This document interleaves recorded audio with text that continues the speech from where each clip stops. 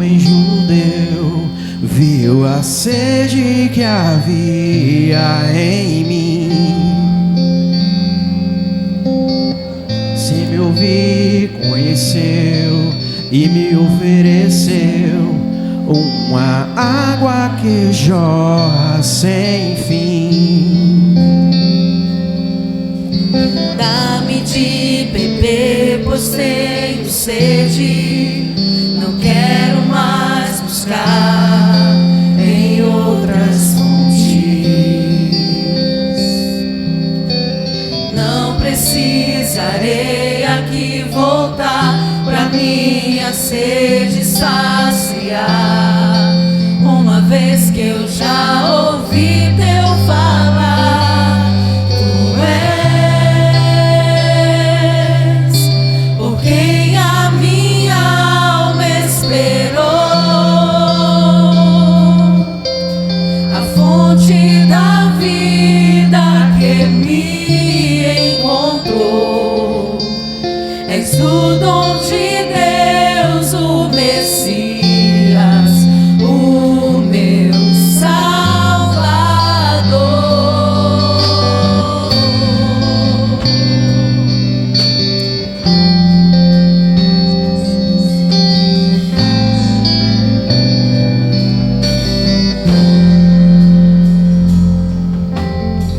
Junto à poça estava eu, quando o homem judeu viu a sede que havia em mim,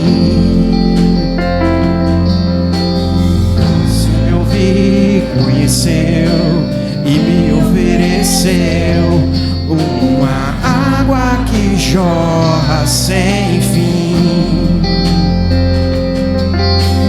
Dá-me de beber, pois tenho sede.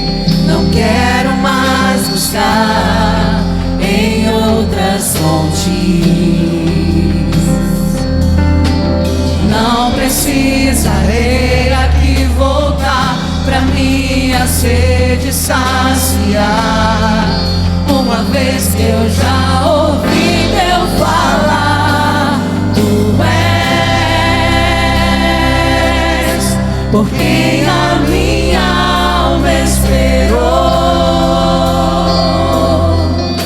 a fonte da vida que me encontrou. És o dom de Deus, o Messias, o meu Salvador. Tu és por quem a minha alma esperou, a fonte da vida que me encontrou. És o dom de Deus, o Messias, o meu Salvador. Dá-me de beber, pois tenho sede. Não quero mais buscar em outras fontes. Não precisarei aqui voltar pra minha sede saciar, uma vez que eu já ouvi teu falar. Dá-me de beber, pois tenho sede. Não quero mais buscar em outras fontes.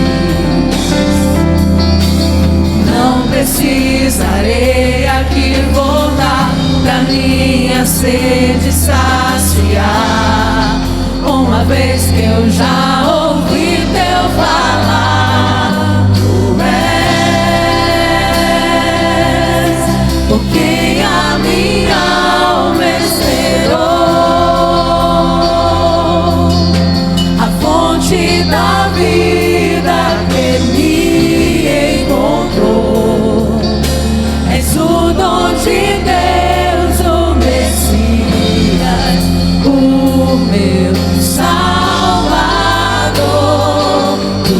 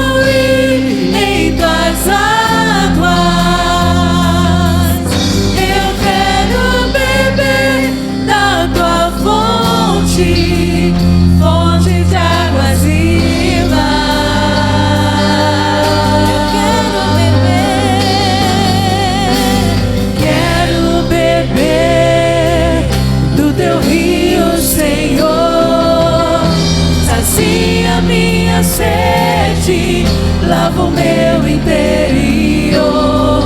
Eu quero fluir em tuas águas.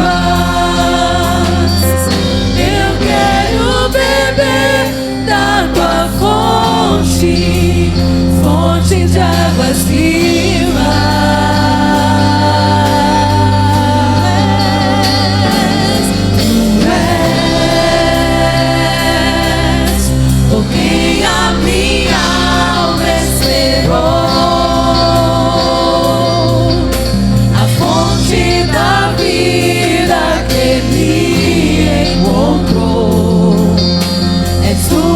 De Deus, o Messias, o meu Salvador, tu és por quem a minha alma esperou,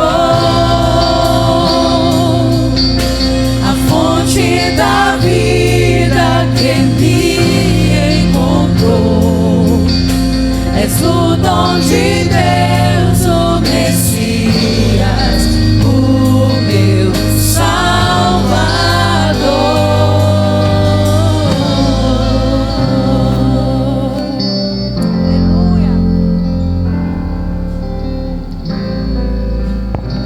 Vamos ficar de pé, meus irmãos, abrir nossas Bíblias lá em Ageu, capítulo 1, já no final do Novo Testamento.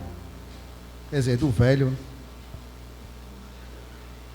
finalzinho do Velho Testamento. Ageu capítulo 1, nós vamos ler do 1 ao 11.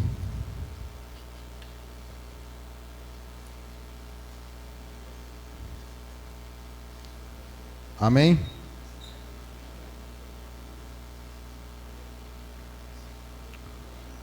No ano segundo do rei Dário, no 6º mês, no primeiro dia do mês, veio a palavra do Senhor pelo ministério do profeta Ageu, o Zorobabel, filho de Saatiel, príncipe de Judá, e a Josué, filho de Zodaldaque, o sumo sacerdote, dizendo: Assim fala o Senhor dos exércitos, dizendo: Este povo diz: Não veio ainda o tempo em que a casa do Senhor deve ser edificada. Veio, pois, a palavra do Senhor pelo ministério do profeta Ageu, dizendo: É para vós tempos de habitardes nas vossas casas estucadas, e esta casa há de ficar deserta?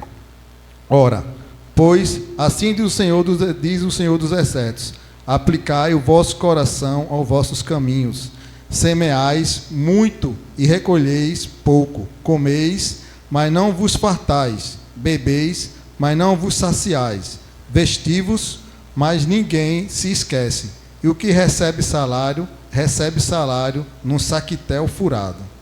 Assim diz o Senhor dos exércitos: Aplicai o vosso coração aos vossos caminhos, subi o monte e trazei madeira, edificai a casa, e dela me agradarei, e eu serei glorificado, diz o Senhor. Olhastes para muito, mas eis que alcançaste pouco, e esse pouco, quando trouxeste para casa, eu lhe assoprei. Por quê? Diz o Senhor dos exércitos: por causa da minha casa, que está deserta, e cada um de vós corre a sua própria casa.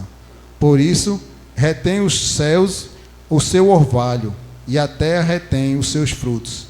E fiz vir a seca sobre a terra, e sobre os montes, e sobre o tigro, e sobre o mosto, e sobre o azeite, e sobre o que a terra produz, como também sobre os homens, e sobre os animais, e sobre todo o trabalho das mãos. Palavras do Senhor, demos todos graças a Deus.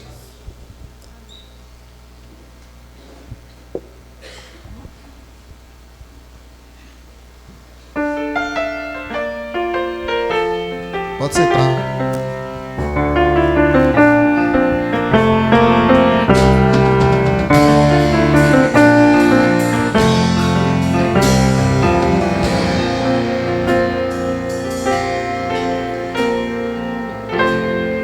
Amo o Senhor, meu Salvador,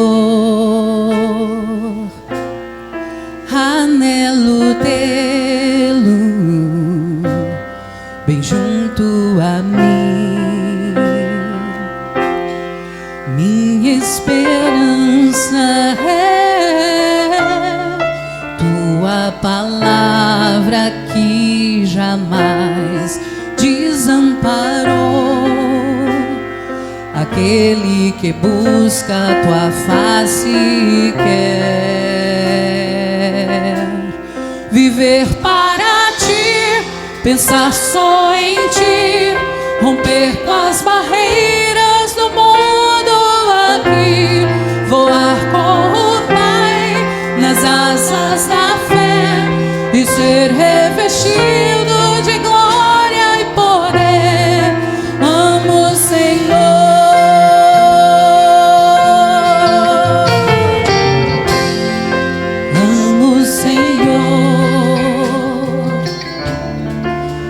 Salvador, anelo tê-lo bem junto a mim. Minha esperança é tua palavra que jamais desamparou aquele que busca a tua face e quer viver para ti, pensar só em ti, romper com as barreiras do mundo aqui, voar com o Pai nas asas da fé e ser revestido de glória e poder. Amo o Senhor.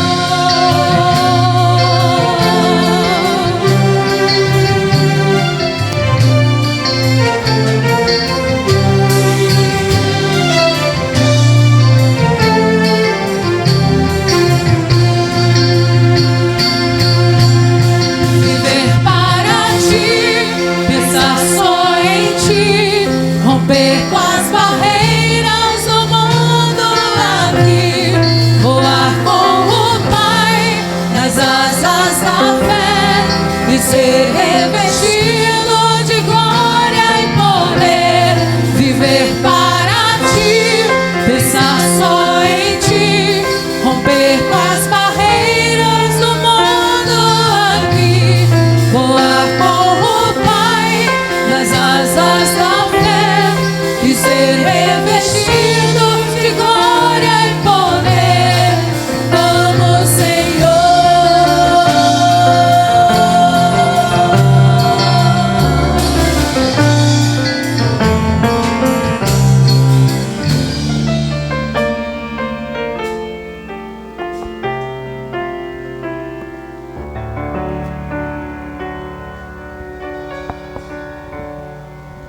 Amém. Pai, nós queremos mais uma vez diante de Ti nos colocar, te pedindo, Senhor, que Tu cresças, que eu diminua, que o Senhor possa usar a nossa voz, a nossa mente, o nosso coração para falar ao Teu povo, Pai.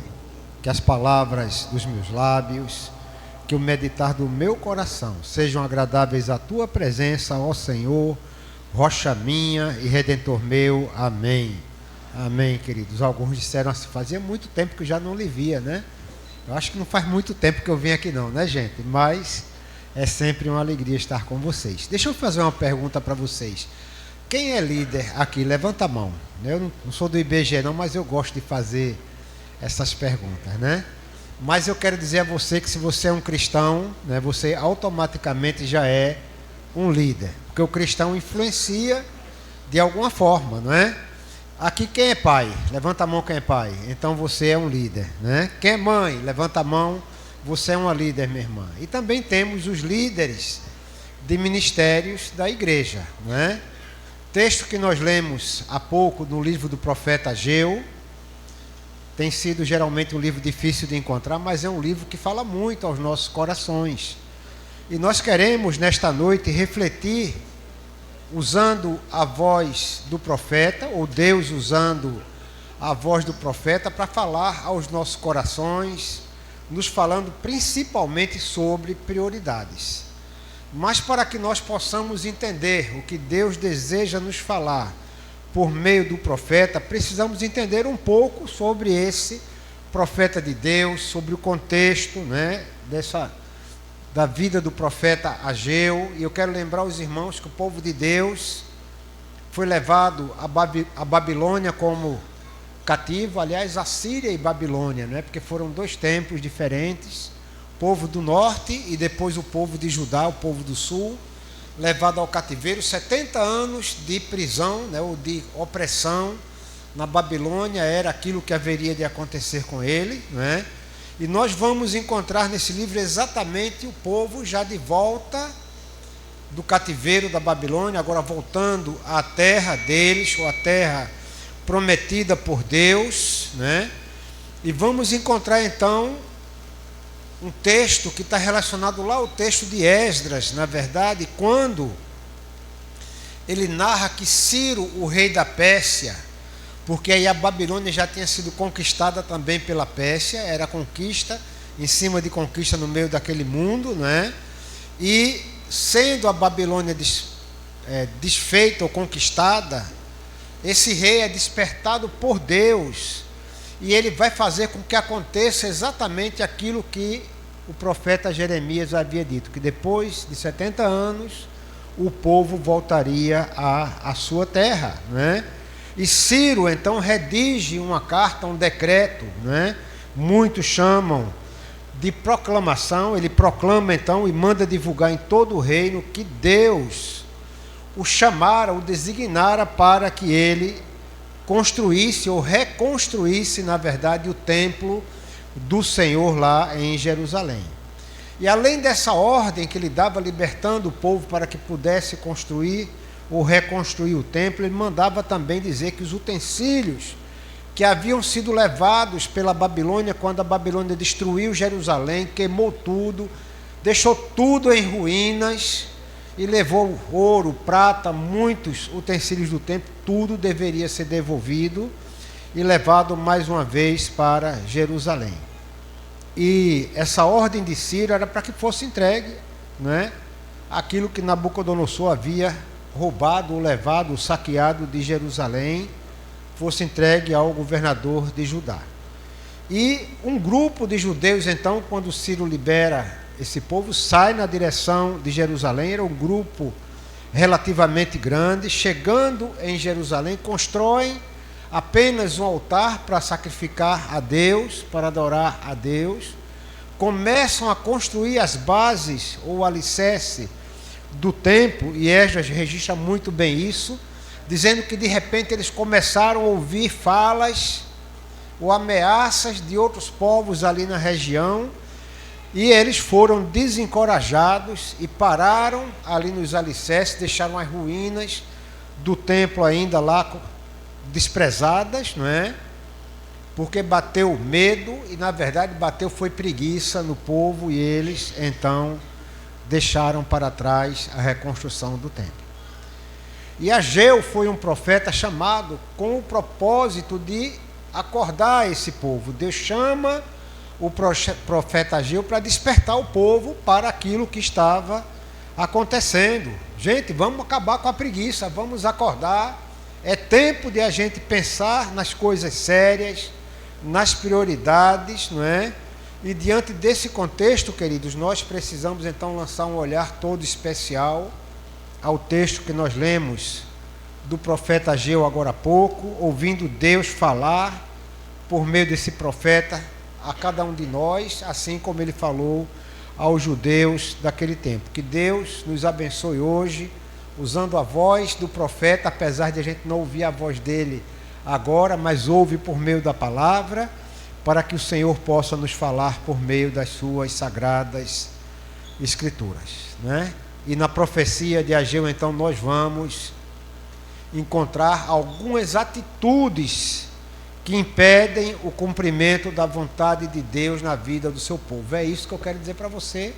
Algumas atitudes nossas impedem que Deus cumpra o propósito que Ele tem para a nossa vida.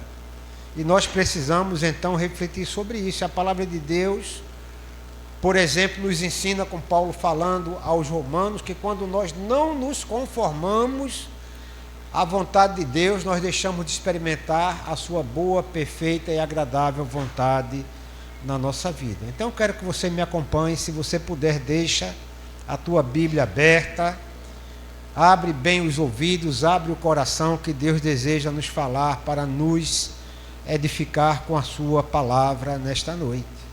Na leitura que nós fizemos, vamos ver Ageu, agora que nós sabemos onde ele estava, ele situando inclusive cada um de nós no tempo, dizendo que aquele tempo era o primeiro dia do 6º mês do 2º ano do reinado de Dario, quando lhe veio a palavra de Deus. E a palavra de Deus era dirigida agora a 2 líderes de forma especial. E foi por isso que eu perguntei aqui, quem é que é líder, não é? A palavra de Deus foi dirigida aos líderes e foi em seguida, logo em seguida, dirigido também a todo o povo de Judá. Então, verso 1 diz assim: ao governador de Judá, Zorobabel, filho de Sealtiel, e ao sumo sacerdote Josué, filho de Jeozadaque. Então vejam que a palavra de Deus é de imediato dirigida a 2 homens, 2 líderes do povo, como também nos é dirigida nos nossos dias. Todos os líderes devem então alertar, abrir os olhos, abrir o coração, prestando muita atenção, para entender que Deus agora está usando a voz do profeta para destacar a responsabilidade da liderança do seu povo, o povo de Deus. Essa palavra é palavra para pastores, é palavra para líderes de ministérios, é palavra para quem exerce liderança no meio do povo de Deus. E essas 2 figuras, Zorobabel, o governador de Judá, e Josué ou Josua, como dependendo da tradição bíblica, era o sumo sacerdote. E nós vamos encontrar então 2 autoridades aqui dentro. O governo, que não era mais um governo de um rei, era um homem agora ainda submetido à Pérsia, e o governo espiritual do sacerdote. Então está lá o homem que é o governador, que cuida das questões administrativas no meio do povo, e o sacerdote que cuida das questões espirituais em meio ao povo. E essas eram as 2 expressões maiores da liderança no meio daquele povo, não é? Um cuidando do governo, como eu disse, o outro cuidando do povo também, agora como questão espiritual. Ou seja, autoridade de governo e autoridade de governo espiritual. Esses 2 homens são chamados a atenção. É para eles a primeira palavra dirigida como uma advertência. É Deus chamando a atenção destes líderes, que eles pareciam ter também embarcado na indiferença que o povo estava vivendo. O desânimo do povo, a frieza do povo, a indiferença do povo havia contaminado os 2 líderes máximos, ou a liderança do povo de Deus, que deixaram de se comprometer com Deus naquilo que era o propósito da volta à sua terra, que era a imediata construção do templo e da cidade de Jerusalém. E eu não sei se você percebeu, não é? Mas no verso 2 do texto, nós vamos encontrar também o profeta falando assim: assim diz o Senhor dos Exércitos, este povo afirma, ainda não chegou o tempo de reconstruir a casa do Senhor. Isso me chama a atenção, queridos, porque Deus, quando se dirige ao seu povo, em geral ele diz: o meu povo que se chama pelo meu nome, né? Deus trata o povo com uma relação de intimidade, de paternidade, e agora Deus não está dizendo o meu povo, é este povo, como um povo que está distante, um povo que parece que se desconectou, usando um termo da atualidade que é muito bem aplicado à nossa vida. O povo desconectou-se de Deus. Isso mostra, meus irmãos, a importância da liderança. Os líderes são aqueles que influenciam as pessoas à sua volta para tirá-las da apatia, tirá-las do desvio do propósito de Deus, como quem vai reconectar o povo a Deus, promovendo agora um sentimento de participação, um senso de compromisso, um despertar para a realização das coisas importantes de Deus. E este povo indicava exatamente um povo que havia se distanciado de Deus, se tornado um povo materialista, um povo que se comportava como quem não é povo de Deus. E é nesta hora que nós vemos a importância da liderança no meio do povo de Deus, a importância da liderança na igreja, a importância da liderança dentro do seu lar, pais, mães, porque ali também tem igreja, ou deve ser a igreja no nosso lar, não é? E, queridos, isso chama atenção, porque nós temos vivido um tempo onde nós parece que também estamos perdendo de vista o papel da liderança no meio do povo de Deus. Muitas vezes deixamos as coisas correrem e parece que nós começamos a ser contaminados pelo desânimo, pela falta de interesse, pelo descomprometimento do povo para com as coisas de Deus. E é importante que a gente entenda isso. Os líderes serão sempre as pessoas que devem influenciar, promover incentivo para que haja motivação para que as coisas de Deus aconteçam em meio à sua igreja. Mas eu quero dizer a você também uma coisa: às vezes nós encontramos líderes com receio, parece que querem andar escondidos, e não adianta, os líderes parece que são colocados sempre na vitrine, e a vitrine sempre será um lugar de risco, mas também sempre é um lugar de proteção, de bênção, de cuidado de Deus para com a nossa vida. Então, irmãos, eu quero dizer que a vida de um líder é a vida de alguém que está exposto. Então, nós líderes devemos ter uma vida pública. A nossa vida deve ser conhecida de todo o povo, porque nós precisamos demonstrar transparência. Tem líder que parece que é uma pessoa na igreja, outra pessoa na sua casa, e isso não é uma coisa boa. A nossa vida deve ser uma vida pública, de modo que, sendo uma vida pública, as pessoas conhecendo as suas lideranças, elas certamente haverão de confiar muito mais, de acompanhar esses líderes, de ajudá-los a fazer as coisas acontecerem.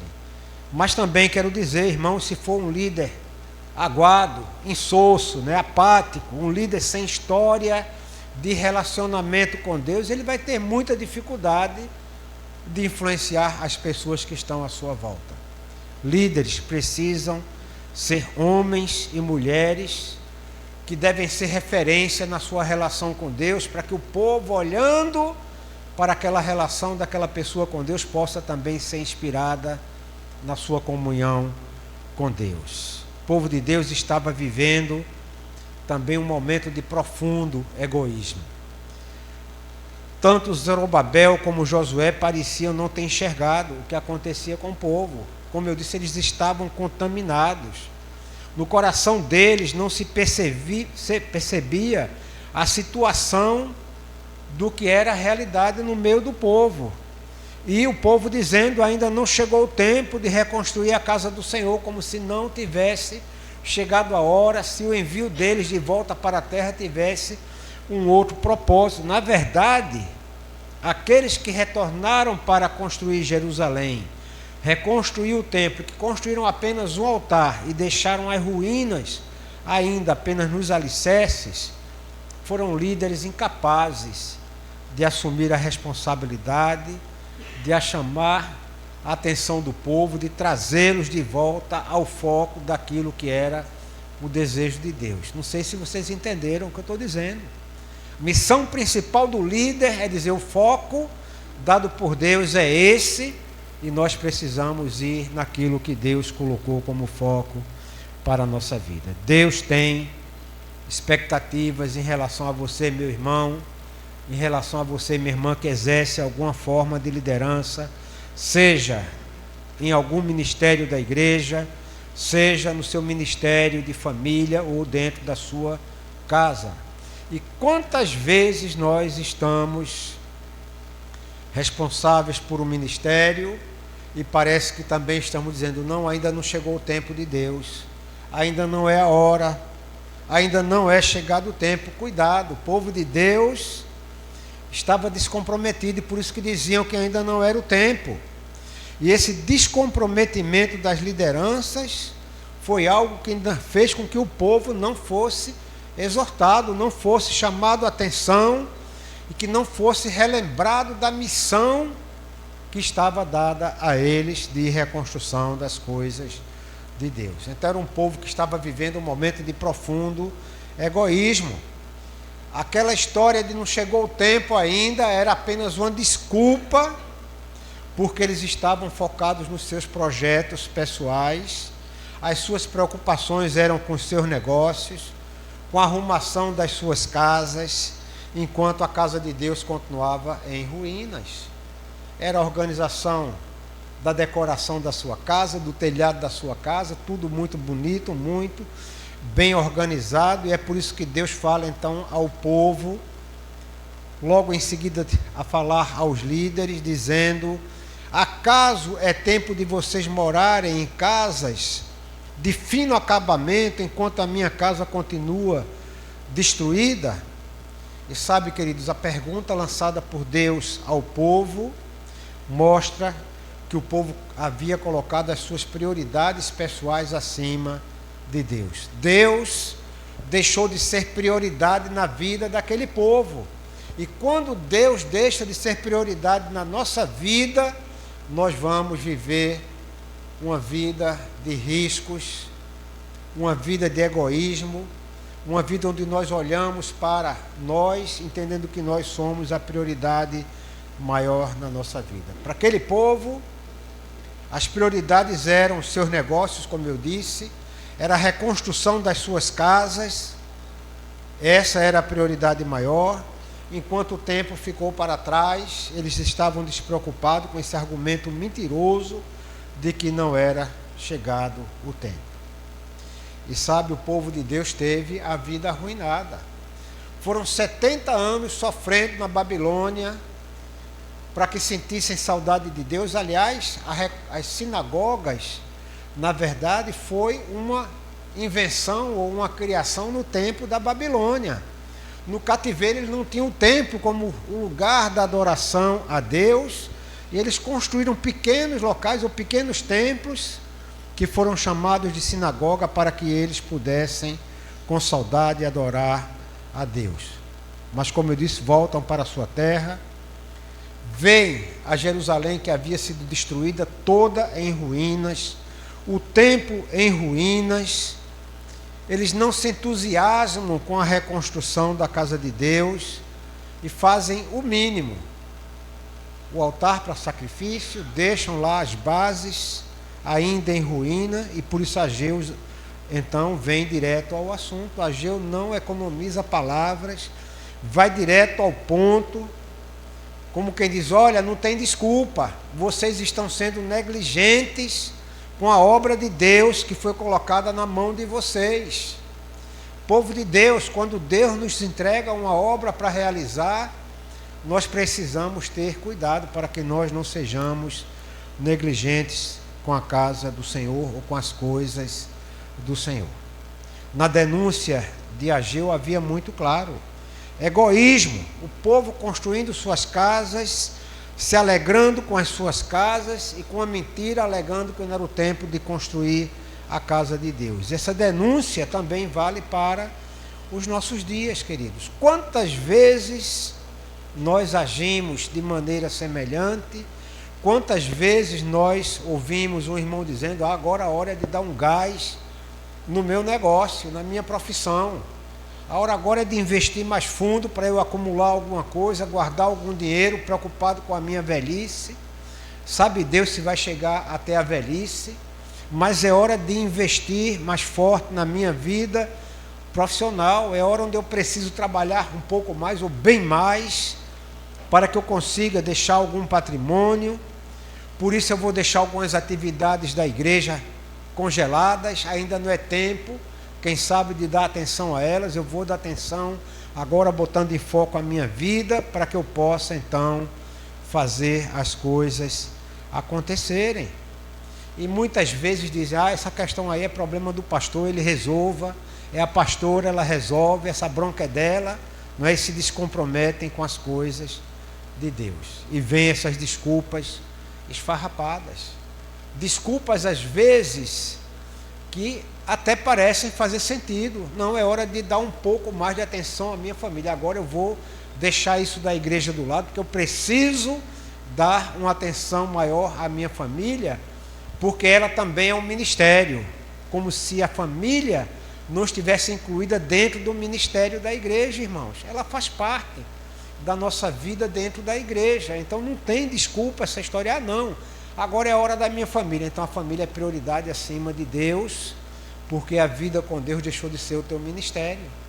E aí a tua família também deixa de ser o projeto de Deus para a tua vida, porque a gente às vezes entra nessas desculpas entendendo as coisas erradas. E tudo isso acaba sendo desculpa, como fez o povo de Deus lá no tempo em que Ageu denuncia.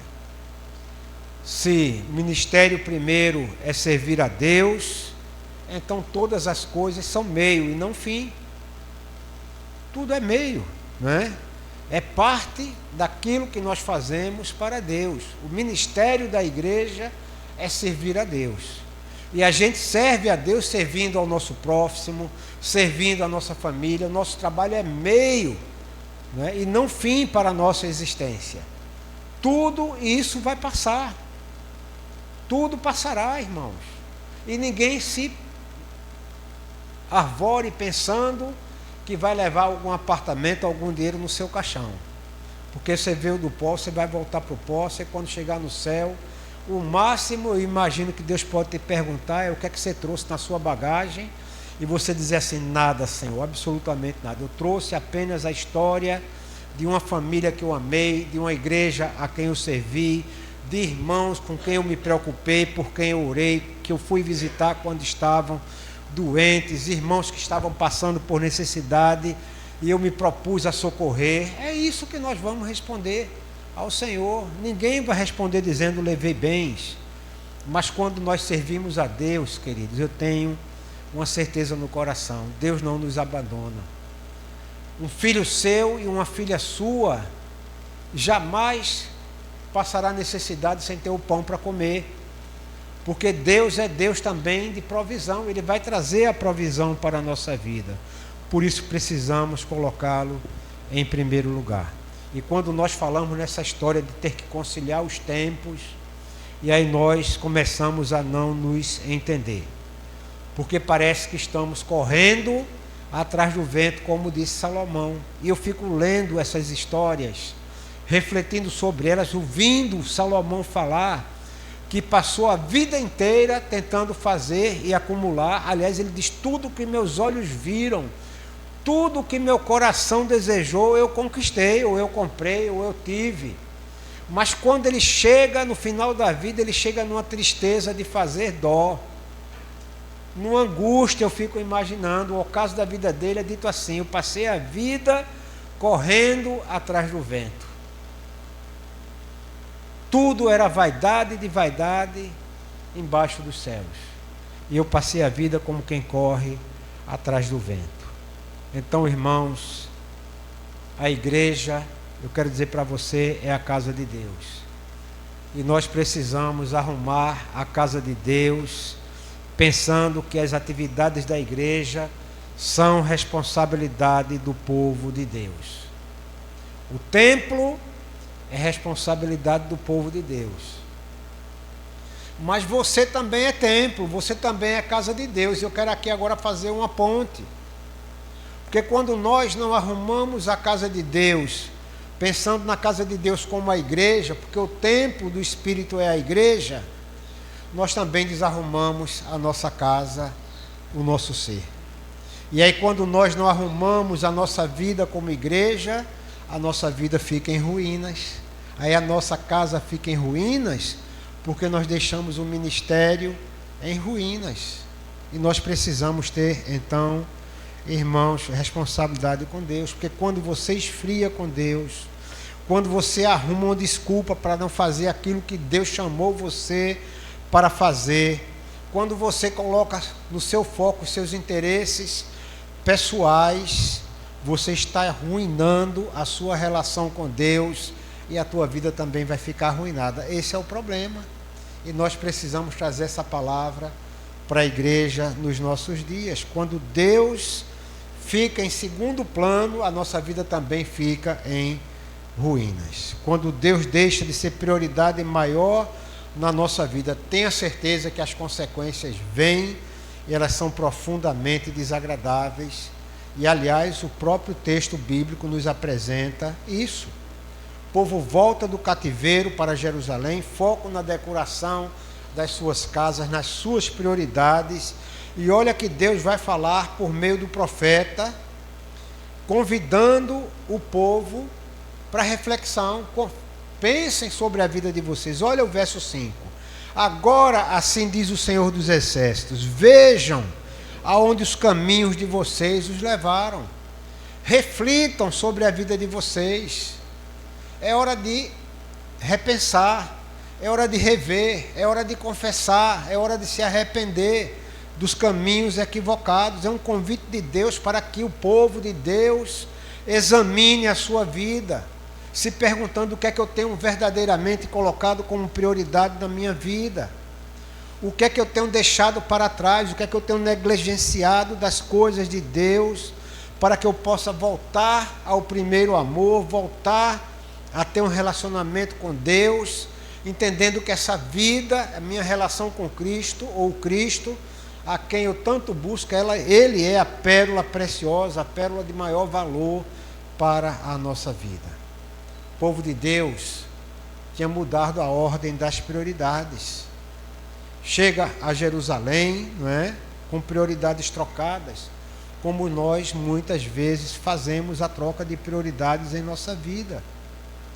Ah não, primeiro nós vamos cuidar das nossas coisas, depois nós cuidamos das coisas de Deus. Eu fiquei aqui imaginando, se Deus fizesse isso conosco. Sabe o que é que nós estamos fazendo com Deus? É aquele ditado popular, farinha pouca, primeiro o meu pirão, né? Se eu acho que tem o que fazer, eu vou cuidar primeiro do meu pirão, deixa Deus para depois, que Ele vai se virar. Eu fico pensando, se Deus fizesse isso com a gente, eu vou tirar desse povo a provisão, deixar eles passando aí necessidades, porque eu vou cuidar das minhas coisas e vou deixar eles para trás, numa vida desgraçada, porque é vida sem graça, numa vida miserável, irmãos. Então, quando nós dizemos farinha pouco, meu pirão primeiro, nós estamos dizendo para Deus que vamos cuidar do que é nosso, do que nós achamos que é importante, de satisfazer os nossos desejos, de realizar os nossos prazeres, colocando nossas prioridades em voga. E Deus fica então esperando, porque depois nós vamos cuidar das coisas de Deus. O convite de Deus, meus irmãos, através do profeta Ageu, é que nós possamos ver onde é que nossos caminhos estão nos levando, até onde é que nós estamos indo, que resultados nós estamos colhendo com a vida que nós estamos levando. Isso é fundamental. Considerem os seus caminhos, diz o Senhor. Observem por onde vocês têm caminhado, que escolhas vocês têm feito, aliás, não é? Porque há sim consequências quando nós colocamos prioridades na nossa vida acima de Deus. Observe que as pessoas que se matam de trabalhar, pessoas que buscam ansiosamente acumular bens, focando seus objetivos pessoais, não abrem mão dos seus momentos de lazer. Ah não, domingo eu vou fazer isso, deixa a igreja para depois, deixa o culto para depois. Ah, hoje eu não tenho tempo de orar, amanhã eu oro. Hoje eu não tenho tempo de ler a palavra, depois eu vou ler. E a intimidade com Deus vai sendo deixada para trás. Essas pessoas, quando eu olho para elas, parecem se tornar cada vez mais vazias. Elas experimentam, quem sabe, aquilo que Salomão experimentou, vão experimentar o que Salomão experimentou, dizendo que tudo que teve conquistou porque desejou conquistar, mas no final foi correr atrás do vento, porque tudo foi inútil. E ele estava dizendo exatamente, sabe o que, queridos? Que ele colocou prioridades acima de Deus. Salomão, um homem chamado por Deus, que pede a Deus sabedoria, Deus dá sabedoria e riqueza. E esse homem não soube aproveitar a bênção de Deus, e apesar de ter sido esse filho querido, deixou esvair-se, deixou escapar a bênção de Deus na sua vida, fazendo verdadeiras loucuras, para chegar ao ocaso da vida com tanta tristeza, reconhecendo que tinha trocado as prioridades e que debaixo do sol nada fazia sentido para ele. E Deus então falou ao profeta Ageu, falando ao seu povo, e nos fala também hoje, dizendo assim: vocês têm plantado muito, têm colhido pouco. Vocês têm trabalhado muito, mas não veem resultado do trabalho de vocês. Vocês comem, mas não se fartam. Bebem, mas não se satisfazem. Vestem-se, mas não se aquecem. Aquele que recebe salário, recebe para colocá-lo numa bolsa furada. E se você observar como isso é prático na nossa vida, tem gente que quando recebe o salário já está devendo ele todo, ele não passa nem pela bolsa. E a gente olha às vezes para pessoas muito mais simples, de vida muito mais humilde, e vivem, parece que de forma tremendamente abençoada. Isso é muito prático, irmãos. Como as pessoas generosas ou mais generosas são profundamente abençoadas por Deus. Quanto maior o desprendimento, parece que mais Deus as abençoa. E eu não quero dizer que isso é uma relação de troca com Deus, não, irmãos. Isso é relação de fidelidade, é relação de amor.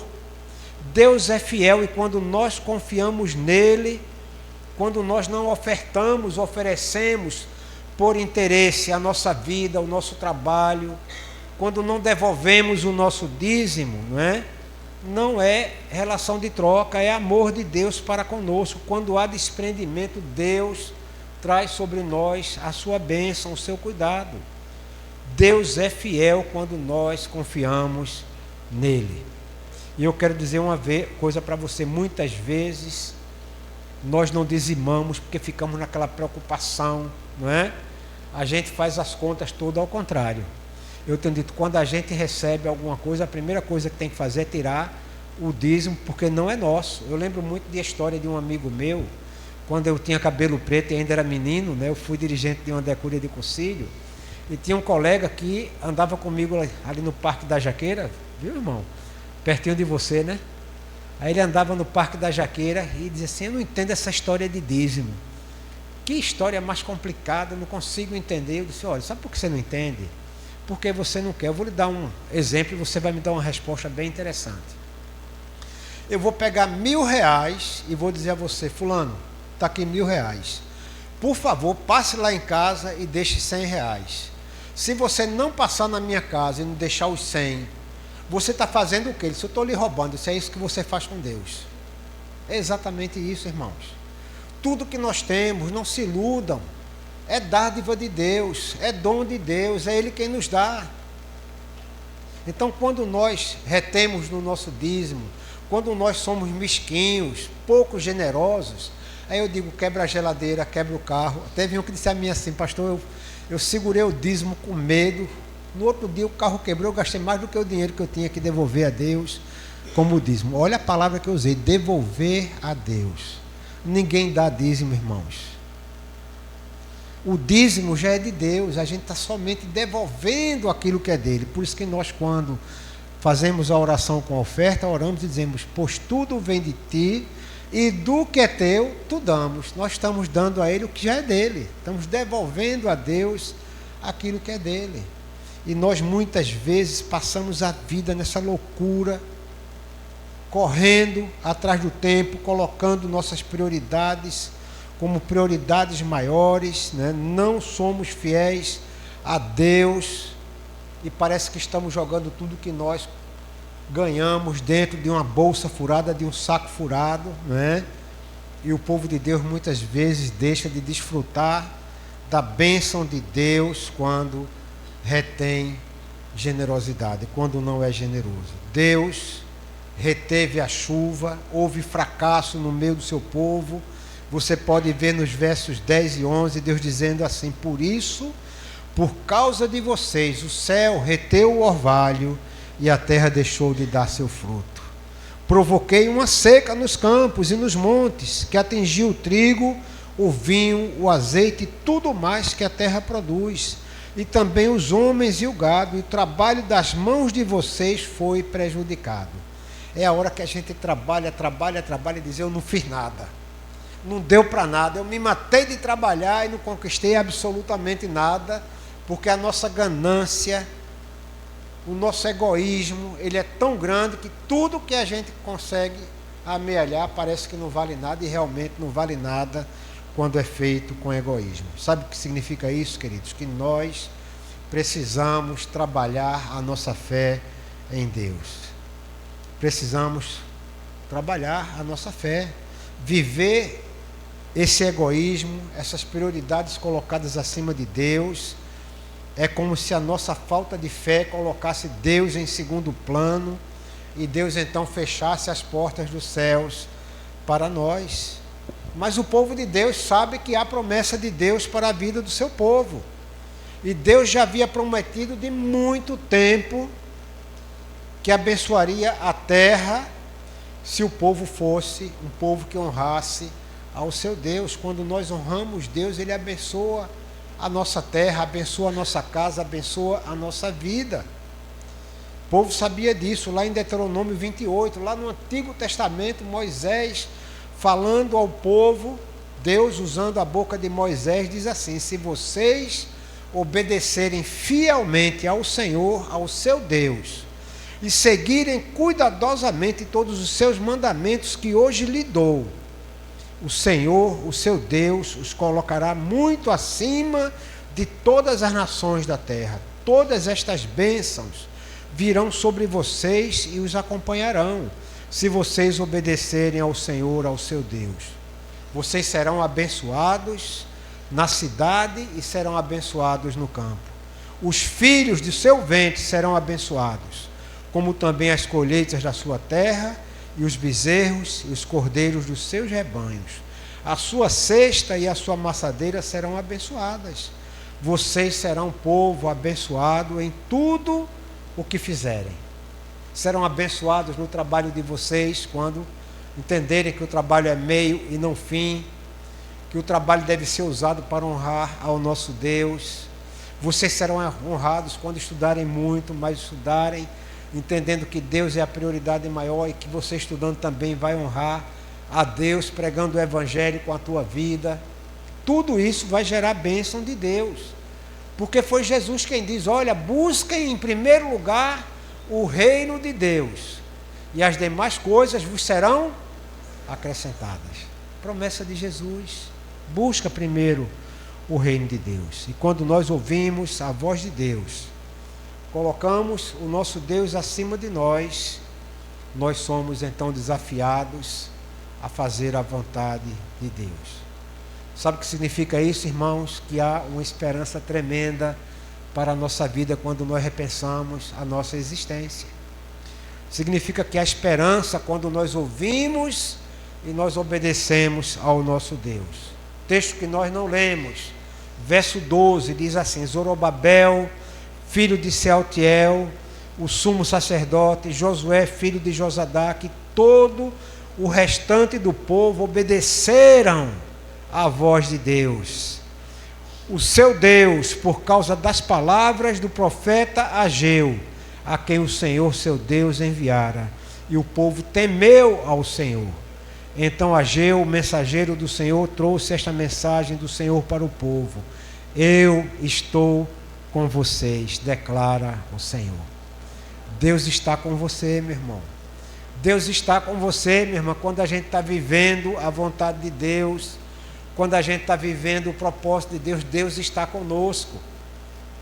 Jesus está conosco, Deus Emanuel está conosco quando nós estamos vivendo a vontade de Deus. Jesus nos assegura isso. E a minha conclusão nesta noite Sabe qual é? Que nós, como povo de Deus, parecemos estar enfermos, mas há sim esperança.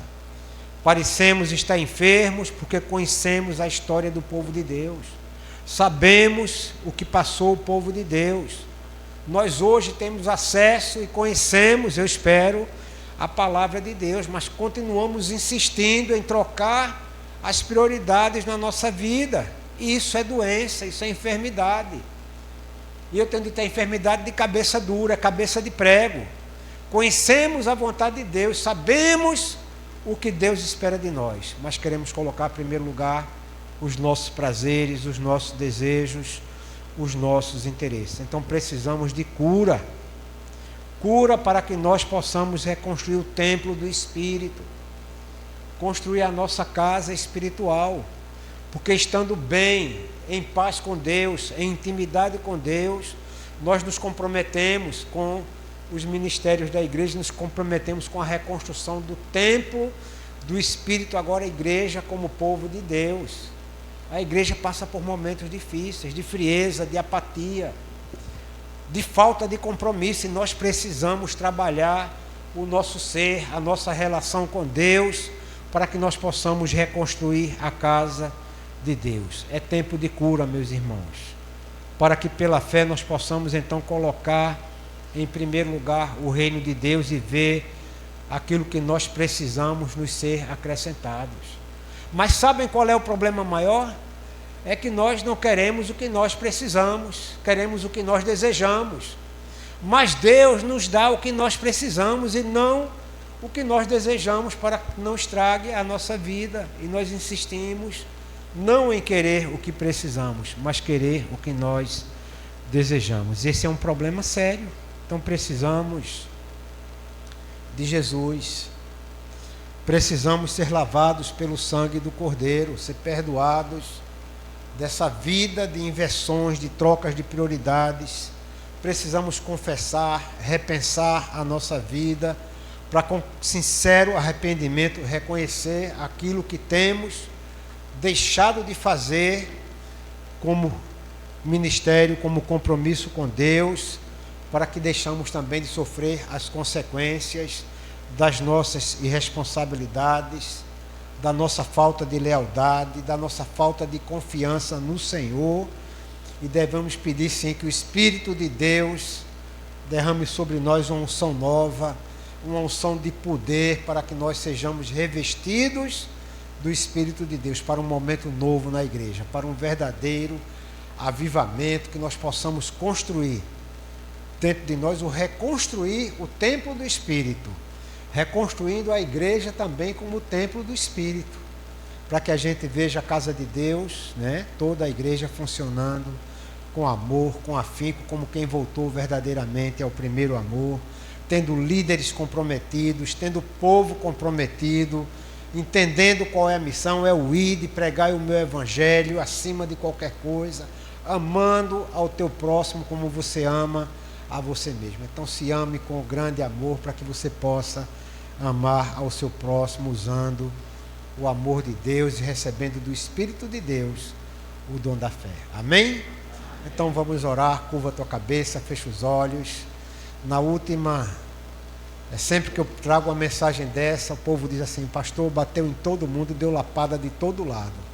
Então, irmãos, eu quero pedir a vocês, antes de orar, que não entendam isso, mas que entendam que isso é uma prova gigantesca do amor de Deus para com o seu povo. É Deus chamando o seu povo de volta para o seu colo, para o seu braço, né?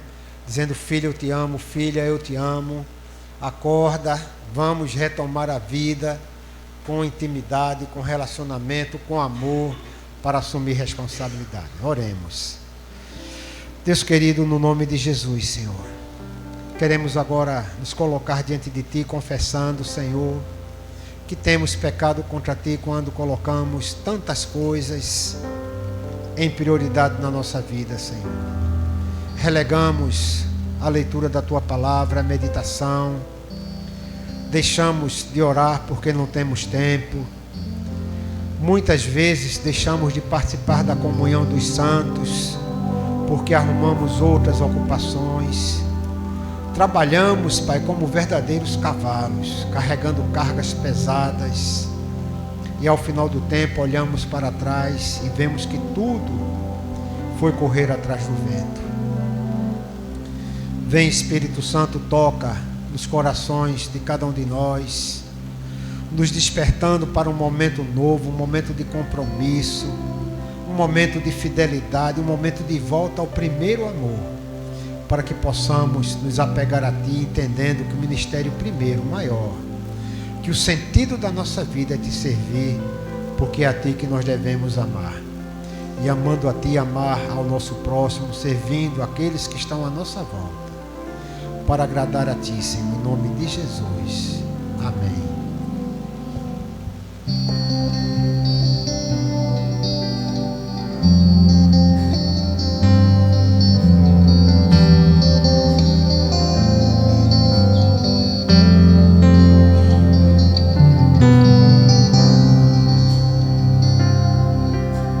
Sonda-me, Senhor, e me conheces.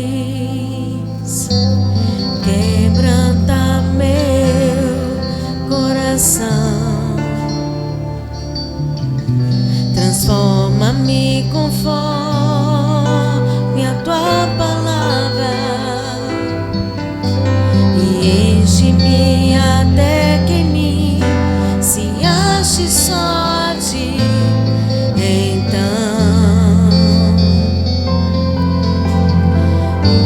Usa-me, Senhor,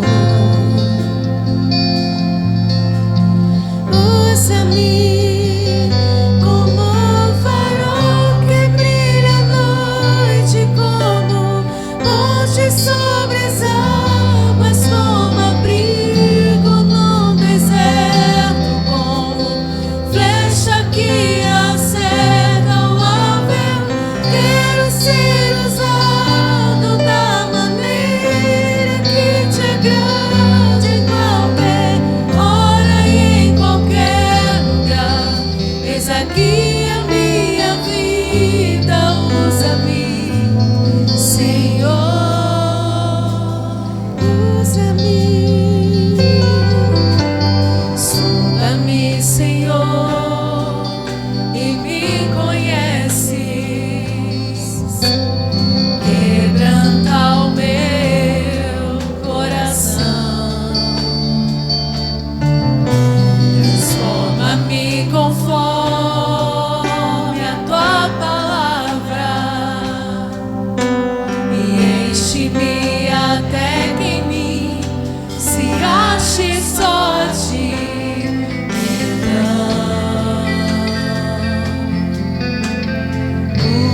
Usa-me, Senhor, usa-me como um farol que brilha à noite, como monte sobre as águas, como abrigo no deserto, como flecha que acerta o alvo. Quero ser usado da maneira que Te agrade, em qualquer hora e em qualquer lugar. Eis aqui a minha vida, usa-me, Senhor, usa-me. Sonda-me, quebranta-me, transforma-me, enche-me e usa-me. Sonda-me, quebranta-me,